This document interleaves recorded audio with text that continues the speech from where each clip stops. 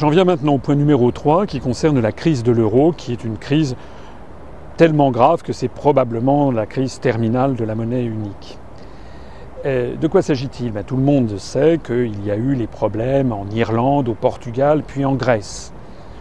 Ce que l'on sait moins, c'est qu'il a fallu à chaque fois que la Banque centrale européenne et l'Eurosystème interviennent en piochant dans le Fonds européen de solidarité financière, qui est un fonds qui a été doté de 440 milliards d'euros, avec des garanties qui sont, donc on peut appeler en garantie les engagements des différents États. Il faut savoir que l'Allemagne a mis dans ces 440 milliards d'euros 119 milliards de garanties, la France 89 milliards et l'Italie 79 milliards d'euros, c'est-à-dire qu'en gros 27%, 21% et 20%.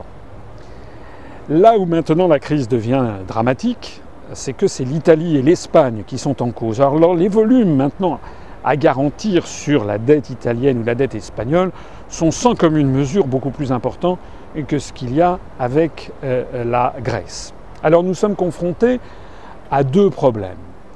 Premier problème, pour venir en aide à l'Italie, il faudrait donc que le Fonds européen de solidarité financière intervienne. Mais d'abord, il a été largement utilisé déjà pour les deux pays précédents. Ça voudrait dire, si vous comprenez bien le système, que l'Italie, qui a donc un engagement de l'ordre de 79 milliards d'euros, intervienne et s'endette pour venir en aide de l'Italie qui est surendettée. Donc c'est le serpent qui se mord la queue. En réalité, l'Italie ne peut déjà même plus intervenir pour sauver la Grèce. Alors ça, c'est un des sujets qui est totalement caché à nos concitoyens dans les médias, c'est que d'ores et déjà, on ne sait même plus comment régler le fameux deuxième plan de sauvetage de la Grèce qui a été annoncé à grand renfort médiatique le 21 juillet dernier. Rappelez-vous, M. Sarkozy, M. Fillon, M. Barouin qui ont expliqué que c'était un accord historique. En réalité, cet accord n'est toujours pas bouclé et on ne sait pas comment on va pouvoir apporter des financements à la Grèce. Mais il y a un deuxième point, beaucoup plus grave. C'est qu'on ne sait pas non plus comment financer maintenant l'affaire italienne. Du fait des craintes nourries par les marchés financiers sur la qualité de la signature italienne, les taux d'intérêt sur les obligations italiennes sont devenus très élevés et on a craint que l'Italie ne tombe en défaut de paiement, donc en faillite. Le résultat, c'est que tout le monde s'est tourné vers la Banque centrale européenne en exigeant de la Banque centrale européenne qu'elle rachète, comme on dit, des obligations italiennes. Alors, ce sont des sujets très techniques et assez compliqués. Il faut en retenir quand même quelques grandes idées. D'abord, dans la presse, on dit qu'il faut que M. Trichet achète des obligations italiennes. C'est une façon, c'est un court-circuit. C'est une façon tout à fait simplifiée de présenter les choses. En réalité, ce n'est pas la Banque centrale européenne qui rachète les créances, les obligations italiennes, c'est en réalité ce que l'on appelle l'Eurosystème, c'est-à-dire non seulement la Banque centrale européenne, mais toutes les banques centrales nationales qui doivent racheter des obligations italiennes pour montrer qu'il y a de la demande sur ces obligations et donc faire baisser les taux sur les marchés.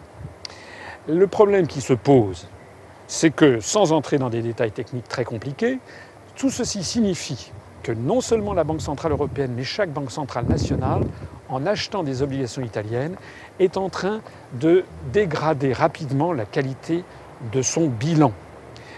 Chaque banque centrale nationale est en train de grever son bilan de créances pourries. Alors, ça veut dire quoi ?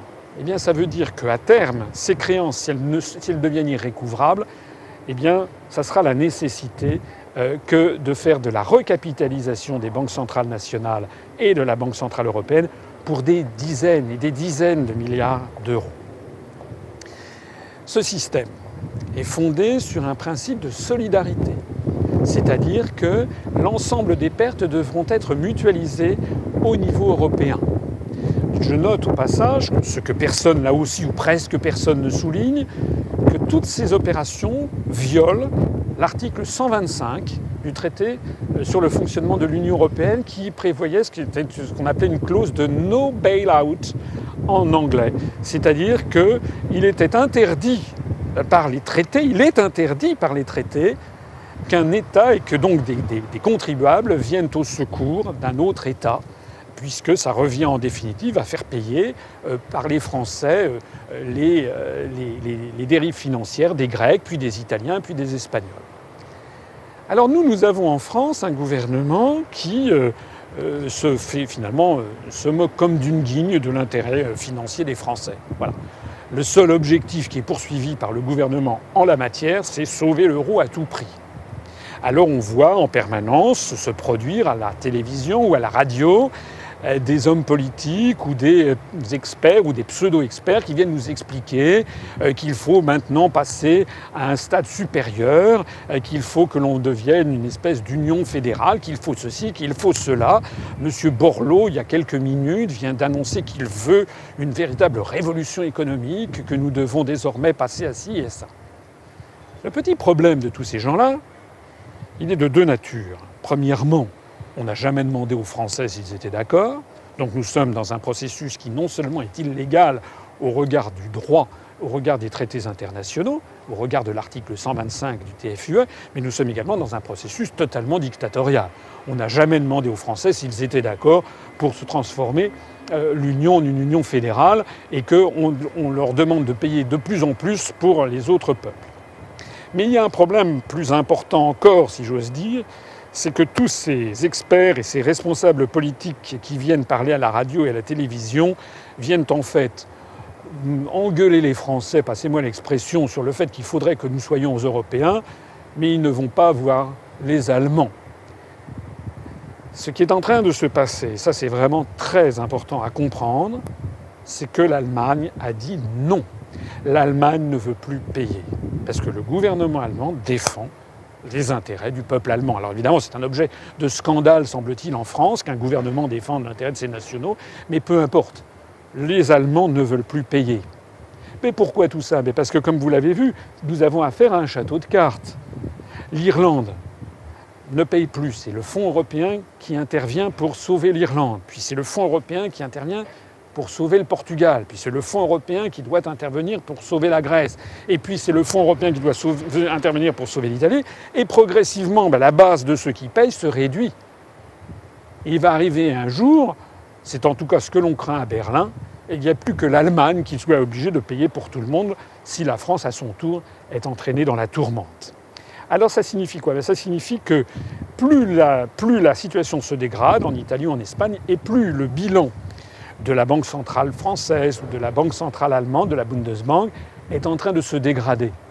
Et ça signifie quoi? Ça signifie que les agences de notation envisagent que si nous prenons à notre charge les défauts, les obligations italiennes, notre dette publique devrait augmenter pour la France jusqu'à 112% du PIB et pour l'Allemagne jusqu'à 110%. On comprend mieux dans ces conditions pourquoi M. Sarkozy essaye de faire passer le principe constitutionnel de ne plus augmenter la dette. Parce qu'on sait très bien en haut lieu que les Allemands ne veulent plus payer. Le gouvernement de Berlin, à plusieurs reprises au cours des semaines écoulées, a dit non, nous ne donnerons pas un centime de plus au Fonds européen de solidarité financière. Non, nous ne voulons pas payer pour l'Italie. Et on peut les comprendre, puisqu'en définitive, c'est bien d'eux qu'il s'agit, c'est eux qui normalement devraient tout payer. Alors, pour résumer ce propos, on est dans la situation, en ce 10 août 2011, on constate que pour la première fois depuis un siècle, les taux d'intérêt sur, par exemple, la monnaie suédoise, qui est restée heureusement en dehors de l'euro, sont désormais moins élevés que sur la monnaie allemande. Ça fait un siècle. On constate que chaque semaine qui passe, les Allemands craignent de voir la dégradation de leur propre note, de la note de la signature souveraine allemande. Ils constatent la dégradation du bilan de la Bundesbank et ils constatent avec horreur que progressivement, c'est sur eux que va reporter tout le fardeau financier. Il n'en est pas question. La résultante de tout ça, sans vouloir trop m'avancer, c'est que nous sommes probablement en train d'assister à la volonté allemande de faire exploser l'euro en se retranchant justement derrière l'impossibilité que l'Allemagne a de financer les autres pays.